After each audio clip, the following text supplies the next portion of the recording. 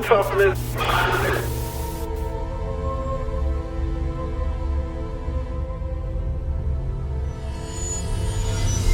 Listen, stop feeling sorry for yourself. Come on, man. What's wrong with you? The mental toughness mindset. I had to go to grow. Covers up. The pick happens. The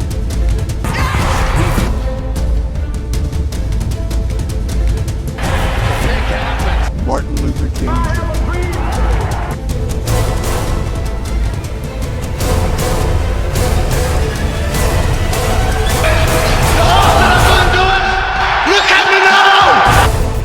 You got challenges that you're going to run across. Okay, let's get started with another episode of our mental toughness podcast that we have. This is actually our second one that we're actually putting out on YouTube. We have a few that we use on social media, but this is the second one that we're going to put out on YouTube. And I got a special guest here, man. And make sure that you like and subscribe and hit the all button and all that kind of stuff, because we're going to have a lot of good interviews on this podcast. But I got a special guest today that I'm going to talk about. And that's why we started off with, a couple of interviews here. We did Mr. Sam Shea last week, and now we're doing my man, Mr. Fred Vinson.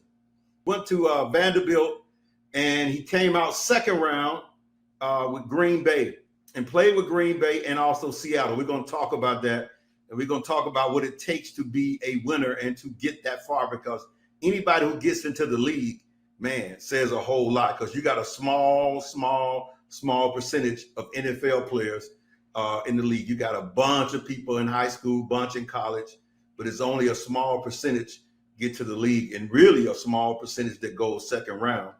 Fred has some injuries we're going to talk about. Should have been first round, but he has some injuries and still went second round. So without further ado, I want to bring up Mr. Fred Vinson.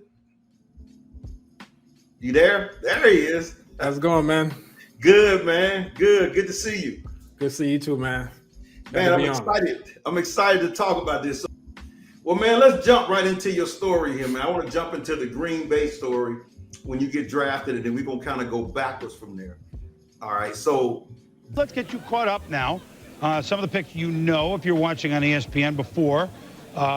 Kevin Falk, we went through that one, LSU going to New England. Now, Fred Vinson, cornerback, Vandy with a pin in his leg, and we'll talk about that in a moment, but a very good player, certainly to the injury. I actually grew up a 49ers fan. Okay. I grew up, I grew up watching Jerry Rice, and I actually got to play the guard Jerry Rice. Oh, really? Okay. Wow. I actually tackled him once when we played San Fran. That's when he was there. Did you tell him, I'm sorry, Mr. Rice, I didn't mean to tackle you? Well, that was definitely a cool thing to be able to do. Watching him, whatever, going up, whatever, and had a chance to tackle him, whatever. So wow. But I knew that they had won a Super Bowl 2 years prior, and then I also knew that they got lit up by Randy Moss the year before. So okay, let's get on to that too. That's why that year you came in, they had 2 first round corners, and you was the second round one. No, it was a first round, second round, and a third round corner. Antoine went first. Antoine Edwards, and then was me, and then Mike McKenzie went third. Okay, I don't think any NFL team I've seen yet lately has done that. I've never seen it since. You've got to have 3 corners today to line up in the secondary. You basically start 3 corners. If your free safety can't cover, you're really at a disadvantage on the defensive side of the football. So Randy Moss made him do that? Oh, man, it's like they had them nervous, man. Because Randy, he wasn't just fast. From the 48-yard line. Randall going deep again, adjusting his Moss, and then Randy Moss squeezes his way in for the touchdown. It is unbelievable. That's how shook he had these guys. So, all right, so you get to Green Bay, you step out on the practice field, you look around. Who do you see first that's like, wow, this is some guy I've been watching I'm talking about on Green Bay team, not in one of the teams you play yet. Probably I would say Antonio Freeman. You know, he was a receiver there when I was there, whatever. That was probably like one of the first games. And I was at Brett Favre, obviously. He was there as well. I recall Brett like being like the teammate that always joked around and clowned everybody, you know, doing practical jokes or whatever. Okay. You know, that's what he was doing. He was a cool dude though. Yeah. Okay. I think the one thing that I remember, I would always remember with Brett Favre was one time I picked up one of his passes in practice. And he threw that ball so hard and I caught it with my side. I caught it like from the side like this. And it hit my side and it made this loud noise. Like we actually practiced inside because it was cold at the time. Right. It hit my side and made this loud noise. Everybody heard it. And I just fell to the ground. You got to get your head around real quick when you've got Brett Favre throwing the football, or else he's going to hurt you with it. Like my whole side was like red for like a week. So did he say anything about that? No, he didn't say anything, but he just laughed when I fell down. Okay. But coming out of that tunnel, how did you feel? Man, it's like a feeling it's like you'd never forget, man. You know, just coming out of that historic tunnel, the tundra. Yeah. You know, and just like experiencing all the history and all the fans, you know. I mean, I still think like Green Bay probably is still the best fans in the NFL. Name somebody that you lined up against that you really admired. The guy I remember that was like he played for the Raiders, James Jett. And his last name said everything. Exactly. The dude had some jets. You know You are locked up one-on-one. Fred Vinson, the rookie, the second-round draft choice, trying to run with James Jett. There's no comparison in the speed between the two. And James Jett wins it, and because of the fine throw by Rich Gannon. James, I remember him. Yeah. Wow. I do have some jets for real. So what do you think about, how do you compare Moss and Rice? Rice was more of a technician. You know, he was like could run any route. You know, versus Moss. I mean, Moss was just a freak of nature, man. I mean, just that dude could just like, he was not only tall, you know, but just lanky and fast. I mean, could catch everything. You know, the guy was just like on a whole other level. I mean, that's why he came in as a rookie and just lit up. I think he had like 17 touchdowns his rookie year. I mean, just crazy. As well, Glover the tight end, Susie McDaniel, Christie, Dixon, and Stringer.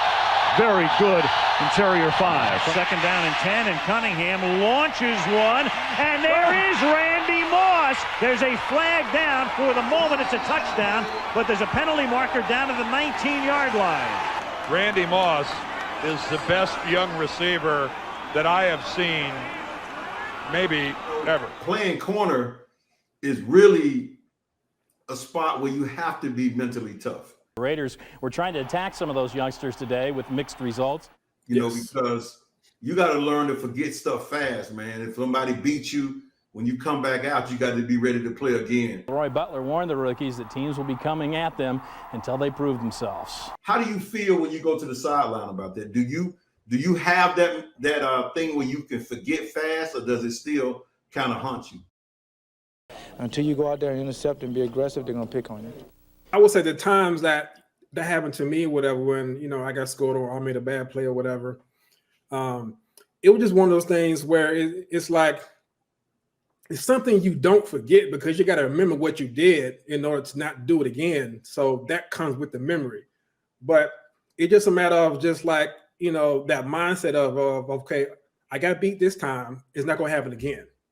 You know, so it's that mentality of going back out there and say, hey, you know, it happened.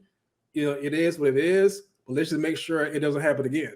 You know, and it's like you kind of pick up your intensity to make sure it doesn't happen again. You know, when they say, like, sometimes they'll catch a sideline of a coach fighting with a player or a player fighting with another teammate, and then they'll say, well, that goes on all the time. Y'all just don't have the camera on. Would you say that's the case? R.W. McQuarter's trying to give it to Randy Moss. The center, Matt Burke, has come out. replaced by Corey. We'll go all the way back to the end. There they are fighting up at the top right there. 33 Charles Tillman and Randy Moss. You got some elbows and some forearms up underneath the like face that. mask. I mean, not to where like they're about to go to blows with each other. Okay. I've never witnessed that on high school, college, or pro level. You know? Okay. I mean, that had to be some like, it sounded like it was something brewing before that. Mm-hmm. You know, something was going on between those two players or coaches or whatever that kind of like a play just kind of like put it over the edge. Right. You know, right. I mean, if you to go to blows on the sidelines like that, I mean, it's like, yeah, that's something has to be really wrong for you to actually want to go blows with your coach or your teammates. Teammate, yeah. You know. Chris Wormley is just minding his business, and then out of nowhere, Isaiah Buggs and Carlos Davis get into it. Wormley gets in. I watched it unfold. You're going to see that.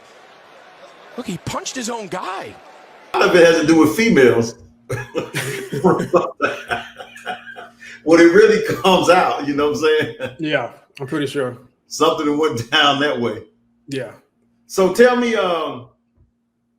about maybe your toughest game in Green Bay, something that really, because you played injured a lot. We're going to get to that part too and talk about, you know, what happened to you in your career. But what would be the toughest game that you played that you felt like was more physical?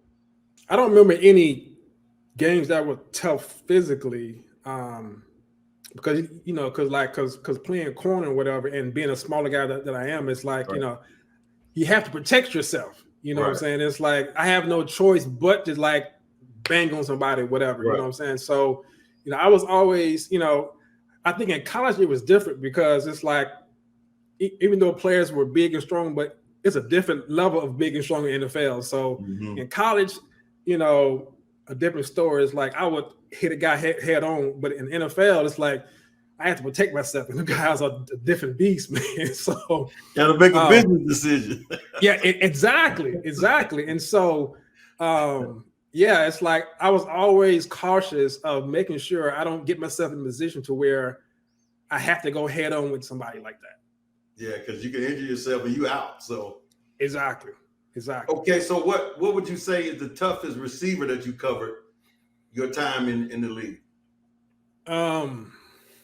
Besides Jet, you mentioned James Jet that you admire, but I'm saying, like, did you cover any tight ends? Did you deal with any inside?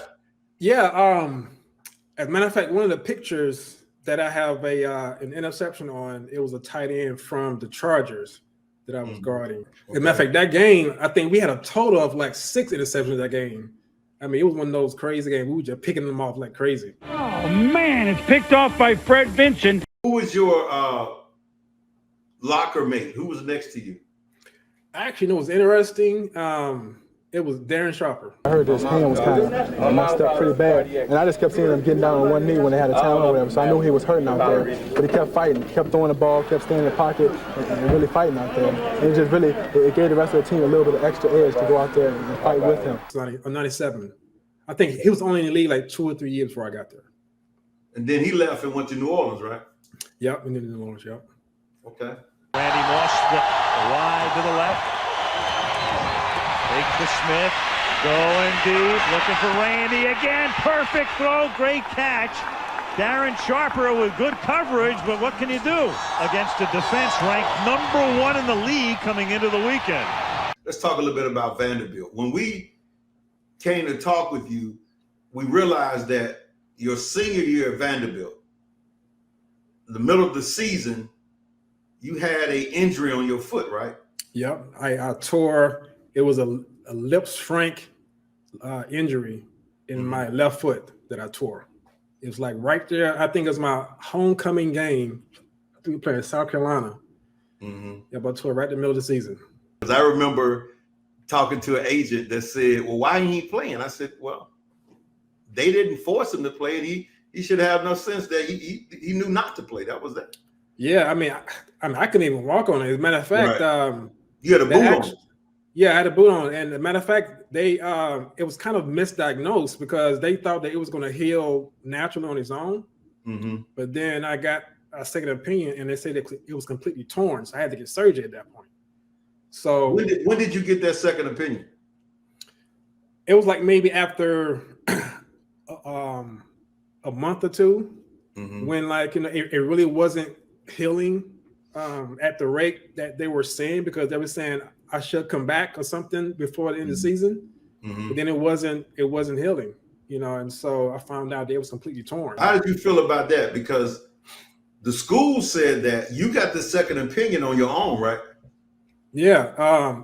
I mean, I was pretty mad about it, but it wasn't much I can do about it. I just, I didn't, I just found out that it was more serious than I thought it was. And then we just basically just went to a solution, and I had surgery. I had to have a metal pin put in my foot after the surgery. And yeah, so that's what caused me to miss the rest of the season. We had a scout come in one of your games in Vanderbilt, and Mason, he knew him, and he wanted him to check you out, right? So the scout came, and I remember we hung out afterwards, went to lunch and all that.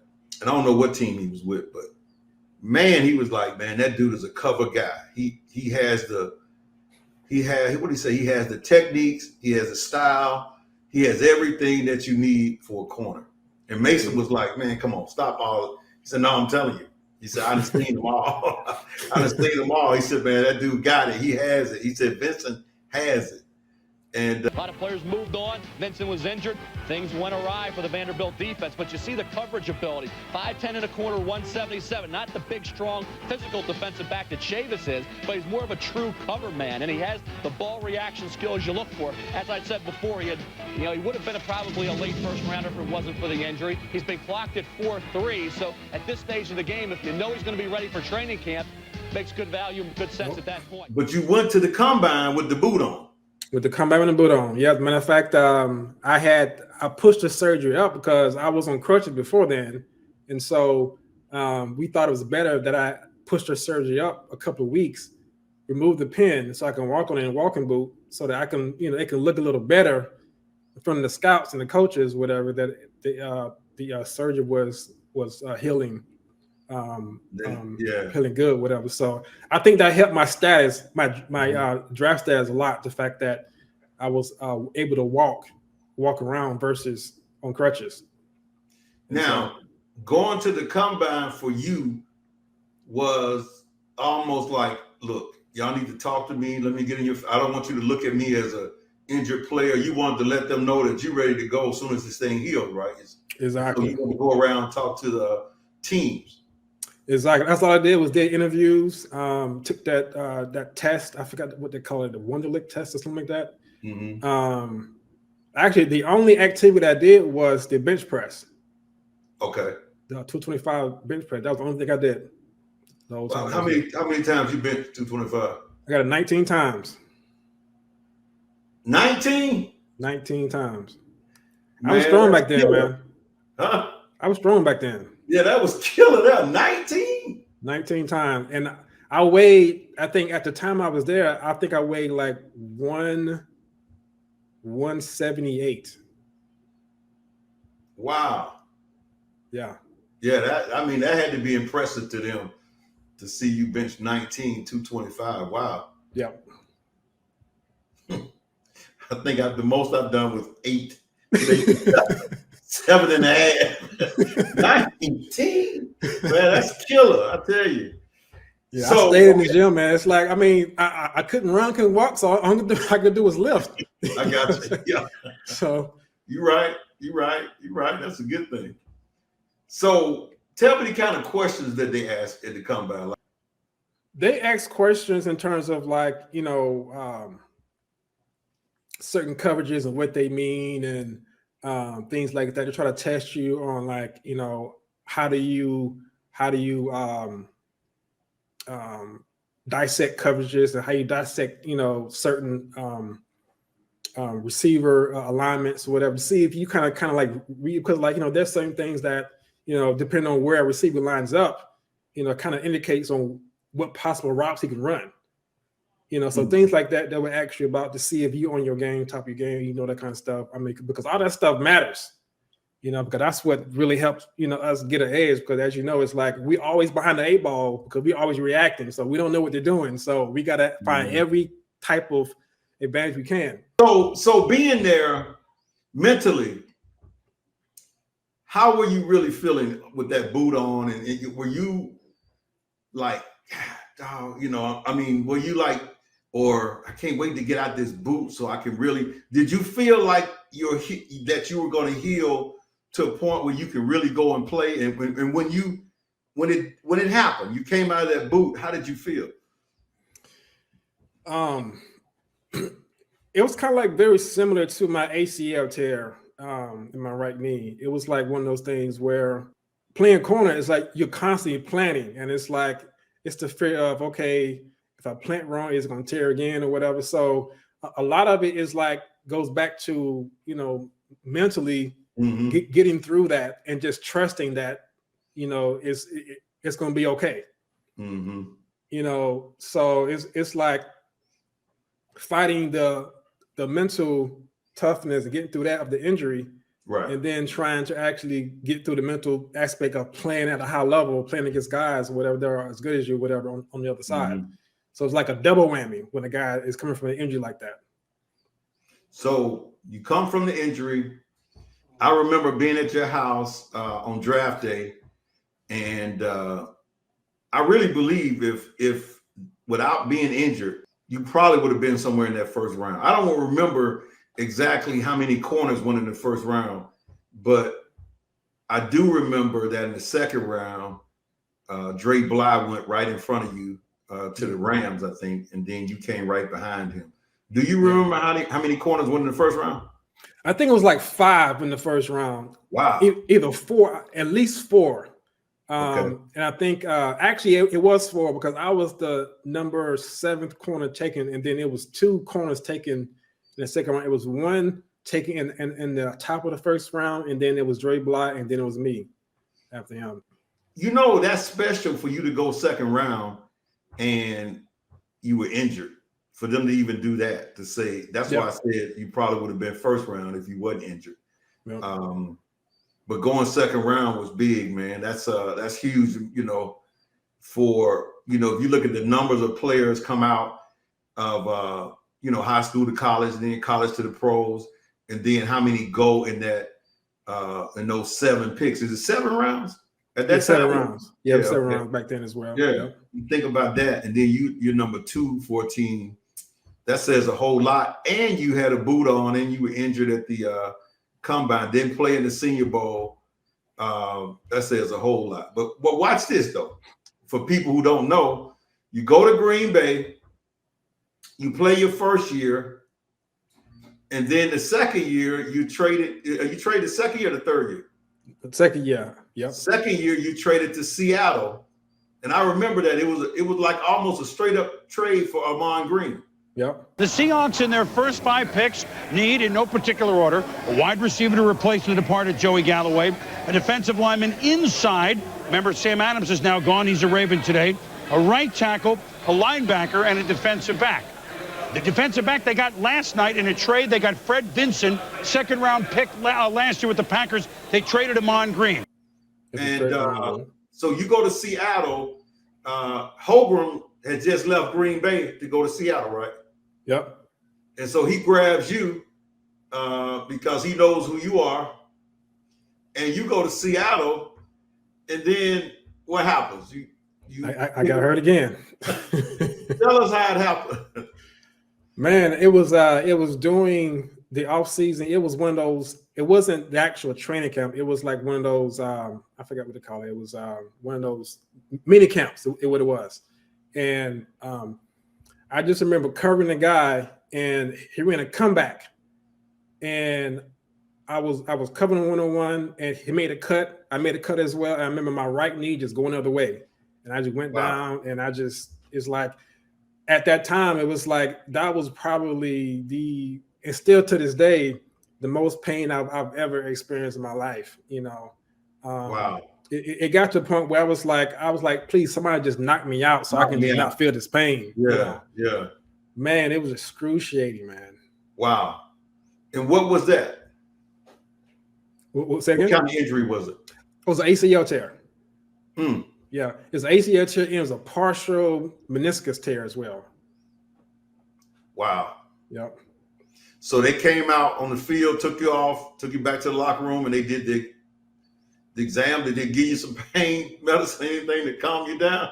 I don't think they had any at the time, whatever. But the guy just the trainers just kind of did their little test when they kind of like, you know, pull it to see if it's too loose.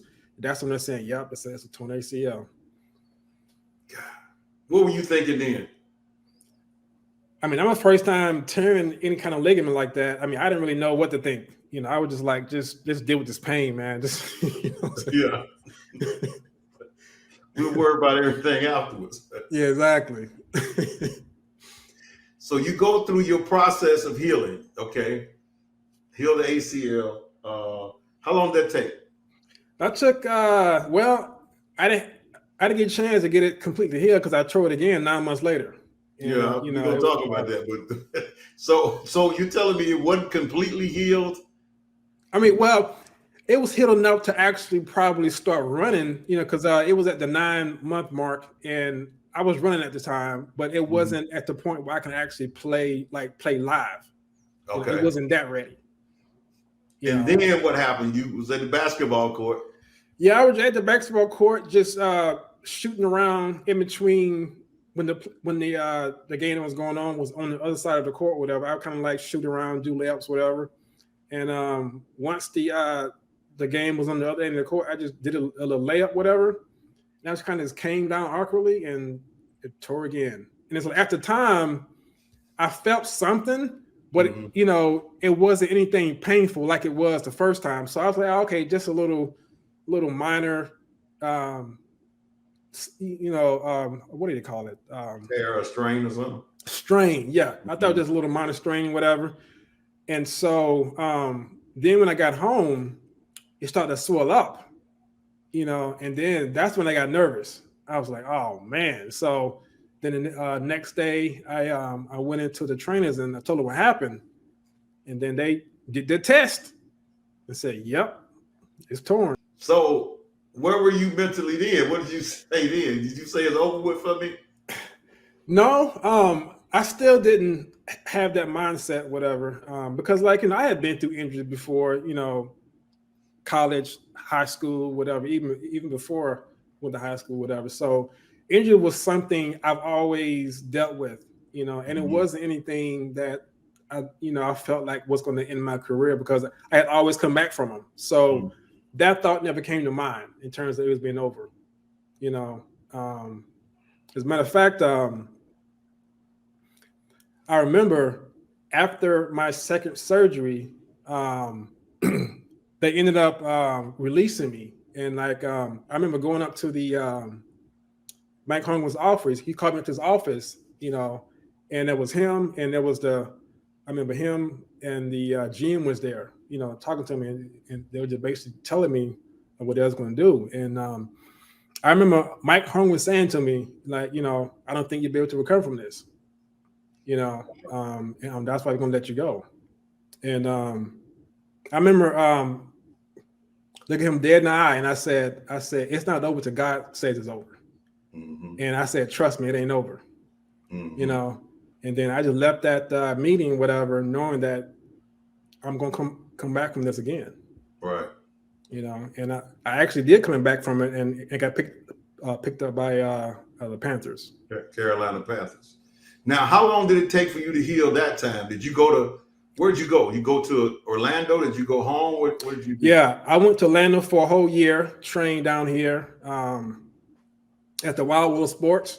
And I was actually doing 2 workouts a day, 5 days a week. So in the morning, I would do my physical therapy, all of my ACL work and all my drill work, or whatever. And then in the afternoons, I would go train the track with this Olympic sprinter coach.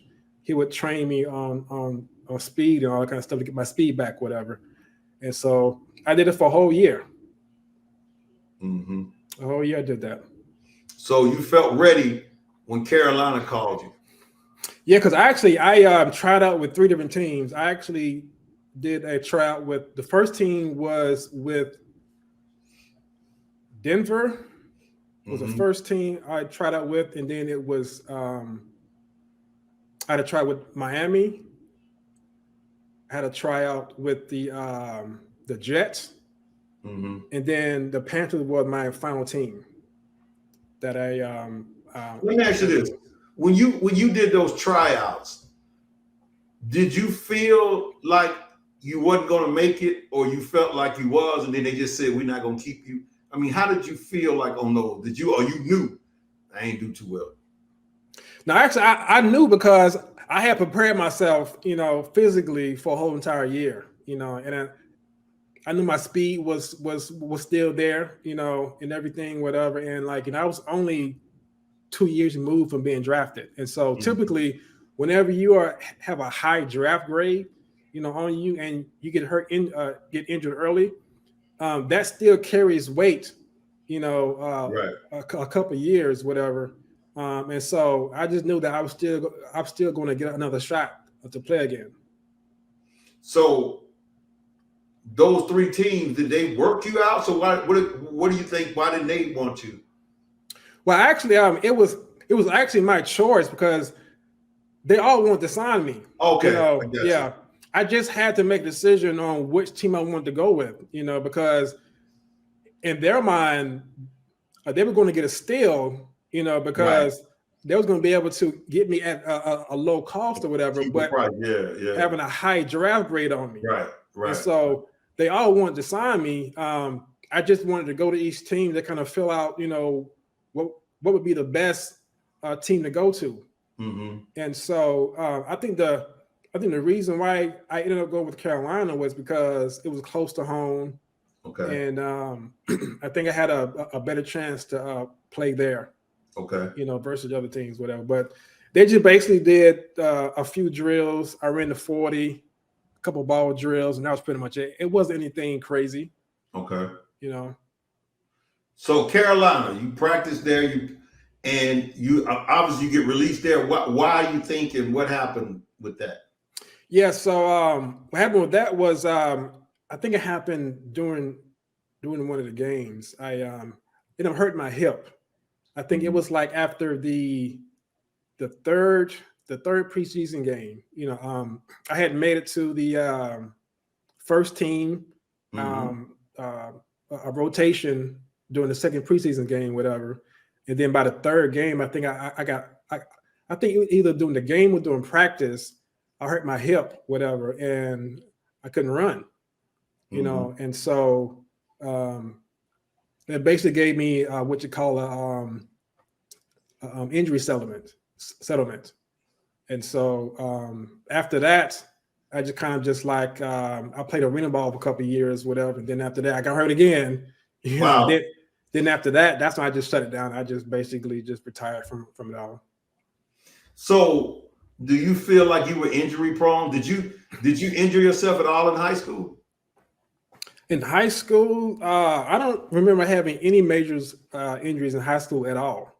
And then my college year, my senior year was my first major injury out of my whole college career. Wow. So it wasn't that I was injury prone. It was just that it happened at the wrong time. And then it just kept happening. Yeah, exactly. Wow. So did you come to peace with that right then, or how long did it take for you to say, Fred, you've done what you're gonna do? Yeah, actually, yeah. I was actually at peace with it because honestly, this is a story. This is probably something that most people don't really know, was that even before I got drafted, because actually I never grew up dreaming I was gonna go to the NFL like most players do. Right. I actually thought that I was gonna be running track professionally, in the Olympics, because I started running track when I was 10 years old. And so I actually grew up idolizing Carl Lewis. Wow. And so I was running track every year. As a matter of fact, my first year ever running at 10 years old, I ended up making it to the nationals, and I ended up being second fastest kid in the 200 meters at 10 years old. At my first year running competitively ever. And so at that point, I was like, okay, yeah, this is gonna be my career. And so I grew up thinking I was going to be a track star, you know, or run track on a pro level. So I didn't actually. Did Vanderbilt also come after you for track, or did other colleges want you to? Nobody. No, it was just strictly football because I had put. I was starting to put more time into football. I was still running track during the summers in high school, but I was noticing I was starting to sell more at football versus track. You know, and then I started to put more focus in football because that was the one that was taken off the most. And so it wasn't until my junior year in college when I thought I had a chance to go pro. I wasn't even thinking about going pro. Wow. I wasn't even thinking. It's like I was just thinking about, okay, I'm trying to graduate, and I didn't figure out, you know, after that, you know, what I'm gonna do. And so it wasn't until my junior year when I started to, you know, get kind of get pub in the magazines or whatever, and started getting noticed or whatever. And so, and it wasn't until like one day Corey Chavis came to me and said, "Man, you got a chance to go pro." And I was like, "Really?" Oh, okay. I mean, it's like at times, like, okay, whatever. I wasn't even thinking that level. I mean, I was just enjoying playing football. I was just having fun enjoying playing football. So did you play your freshman year? I played mostly on special teams. I didn't actually, and I played on a couple of dime packages on my rookie year, but I didn't actually play. I mostly played on special teams, but it wasn't until my sophomore year is when I got the starting position my sophomore year. So I started starting from my sophomore year on to my senior year. So at that time, was any other guys on your team, your freshman, sophomore year, going to the league? At that time, I think, it was one guy by the name of James Manley. He was a D lineman. Okay. When I was either my freshman or sophomore year, I think he went like second round. I can't recall where he went, but that was the only guy that I remember that was on my team that was going pro when I was coming in. So your junior year, Corey Chavis went. Yeah, Corey Chavis, Jamie Duncan, and a couple of other guys got picked up after the draft. I think those were the main two guys that got drafted. Corey went number 2. I think Jamie Duncan went 3, 4. I can't recall exactly what round he went in, but yeah. But even when they left, when they got drafted, you still weren't thinking about it. It was like probably my middle of my junior year is when I kind of figured I had a chance to go. So whatever getting drafted, I kind of already knew I had a chance to go because like I was already starting to get noticed in publications and stuff like that, you know, because I actually came in my senior year as like one of the top couple corners in the nation. Right. And so I started getting a bunch of pub then. So it was probably the middle of my junior year is when I kind of like, I was like, I may have a chance to go pro. But before then, I wasn't even thinking about it. I wasn't thinking about it. Not even on your mind, huh? It wasn't in my mind. I was just enjoying playing football. So let's talk about what you're doing now, man, because that's big, man. You've been into this technology for the last 20 years, right? Yeah. As a matter of fact, after I retired and I started to I taught myself how to build websites was the first thing I got into because I remember taking a class in college on web design and that kind of intrigued me. And so I taught myself how to build websites. And then after that is when, I figured, so I have a website now. So now to figure out how to get traffic to it. And so that's when I started to get into SEO, which is search engine optimization. That's when I started to learn how to generate traffic to websites. And that's when I started my first company. Back then, it was called Local Organic Ranking because I was more so doing local SEO to help local businesses rank in Google Maps. Back then, it wasn't Google Maps. It was like called something else. It was Google Places years ago. And so, but then it progressed into me actually getting more into the marketing automation side. So, which is not what I'm doing right now. I did my rebrand 2019, about 3.5 years ago. I did a complete rebrand because I kind of noticed that trends were changing. in terms of where things are going with automation and AI and stuff like that. So I did a rebrand to my company now, which is called Lead Automation Systems, where it's like now I basically build automation systems to help automate marketing and sales processes. Is what I'm doing now. What would be your perfect client? My perfect client right now would be a person who's an expert in their field who wants to build a business around it. You know, so right now my main focus right now is targeting online coaches who are current coaches or someone who wants to become a coach, someone who has expert knowledge in their particular field, but don't know how to put it online, don't know how to present that, and don't know how to put the offer online. I want to ask you a few just some mental toughness questions and just pretty much just some questions. Yeah. Like when you fail, or if you consider yourself failing when you do a project or something, what do you tell yourself to get back going? Man, I failed so many things, man, and it's like it's honestly, I don't even think about it. Okay. It's just like, okay, it failed. Okay, what's next? You got to keep going. It's like I don't tell myself anything, whatever. It's just like, no, okay, that failed, but I learned something from that. Right. And I just go to the next thing and make sure I don't repeat that same type of failure, whatever. So for me, it's never been something where I would like be in the tank for a couple of weeks, a couple of days, or whatever. It's just like, okay, that failed. Okay, let's go to the next thing. That's kind of how you handled your injuries too. Like Yep. Let's just keep it going. Just keep it going. It wasn't even a second thought. It was just second nature to me. It was just like, just keep it going.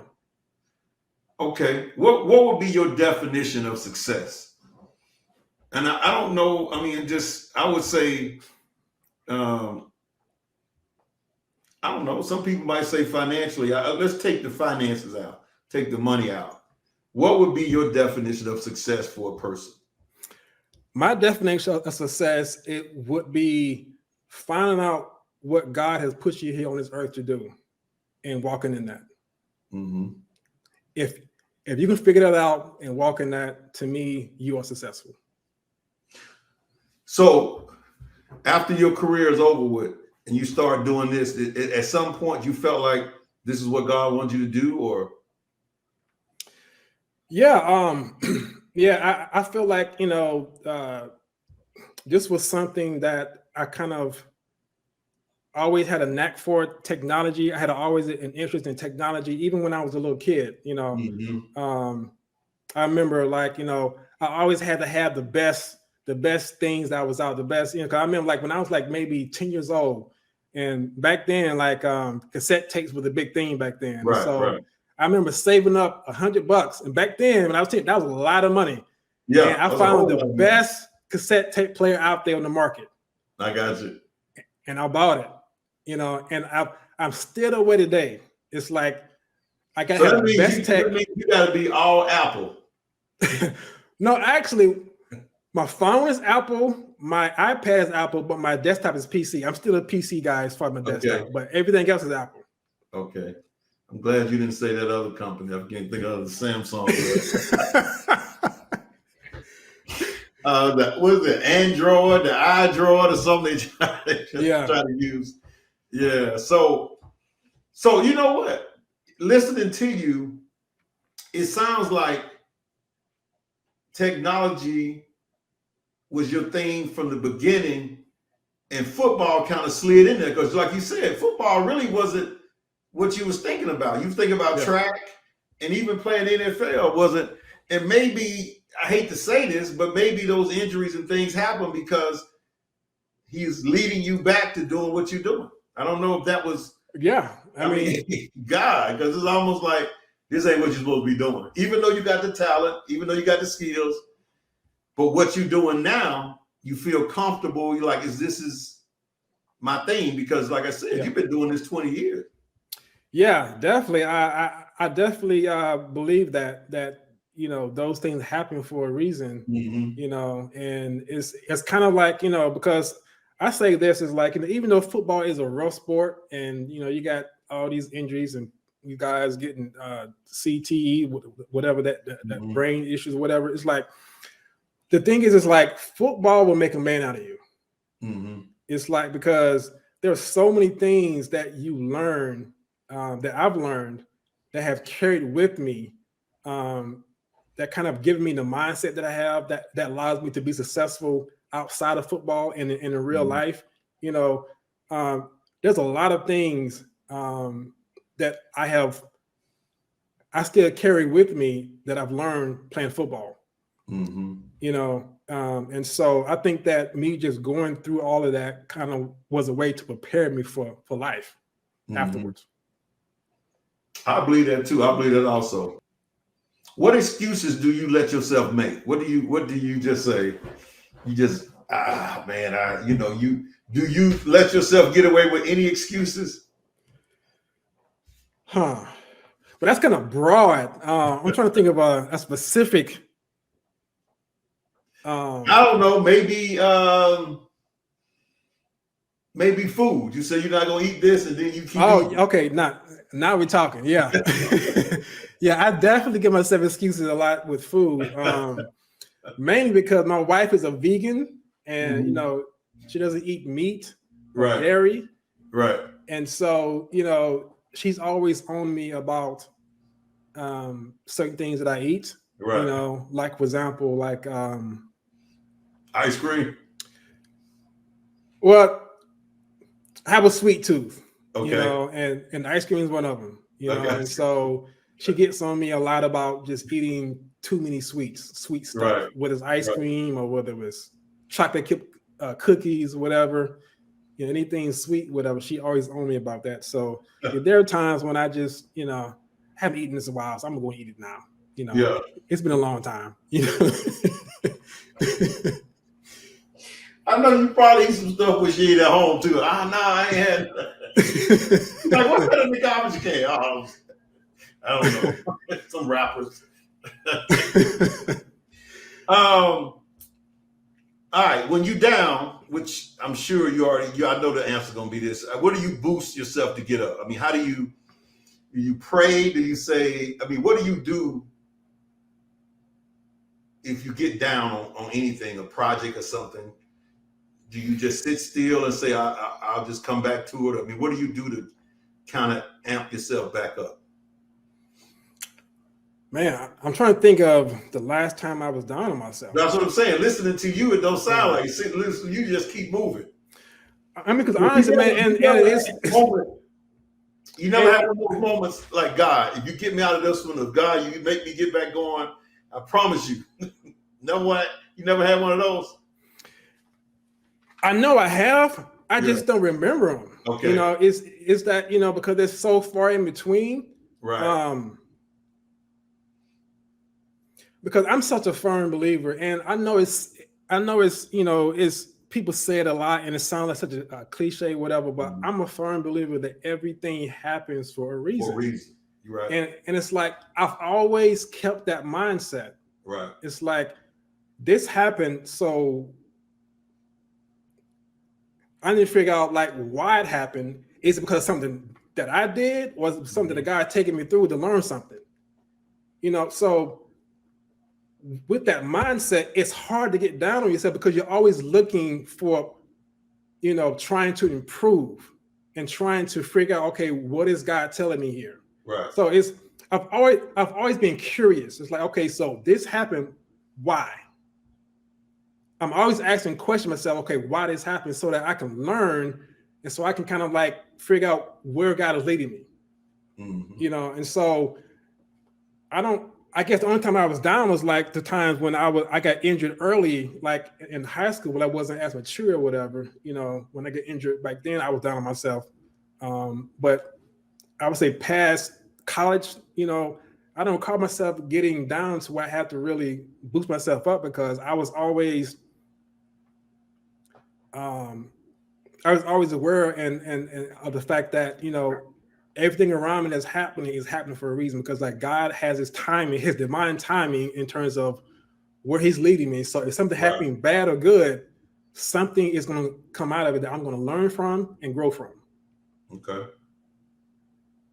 Well, man, let's wrap this up with something you might want to say, about what God has done for you in your life and what he could do for other people. Because I know you're a spiritual individual, because we always talk about that every time we talk. So, leave us with something good that, that you can say God has done for you, and also what God can do for anyone watching.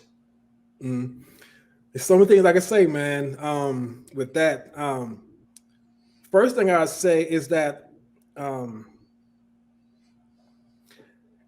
I think that faith is like the most powerful force on earth. Like honestly, it's like because actually faith ties in with mindset.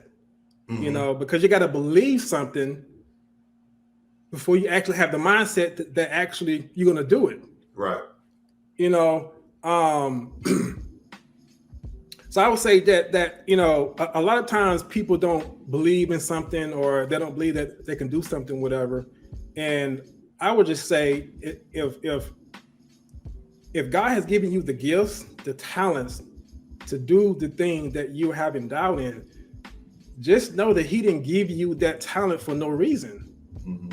It's God gives good gifts. It's like he's giving all of us different gifts and talents, whatever. It's just up to us to just walk in it. And I believe that as we walk, the faith will come. And I would just say that's something that God has really instilled in me over the years. Is just the faith to keep going, the faith to trust him that he's going to turn everything and work out everything to my good. Right, man. I appreciate that, Fred. This has been another episode of our Mental Toughness Podcast. Fred, you got to text me your address and your size, because I'm going to send you a Mental Toughness hoodie. Awesome. I sure will, man. I sure will. Another episode, I tell you, man. Mr. Fred Vinson from North Augusta, Georgia. South Carolina. What was that? South Carolina. Oh, North Augusta, South Carolina. Okay, wow. Okay, all right. Vanderbilt, Green Bay, Seattle, Carolina Panthers. Been through a whole lot of injuries, but he was mentally tough. He stuck it out. He's doing what he wants to do now. Big project. We're going to actually go back and post the name of your company and everything, and all your, give us your the way we can reach you. Website is leadautomationsystems.com. That's my website. You can contact me from there. Lead Automation Systems. All right, that's it, folks. We out. Okay. All right. Thank you, Fred. Yep. You got challenges that you're going to run across. Make sure that you like and subscribe and hit the all button and all that kind of stuff, because we're going to have a lot of good interviews on this podcast.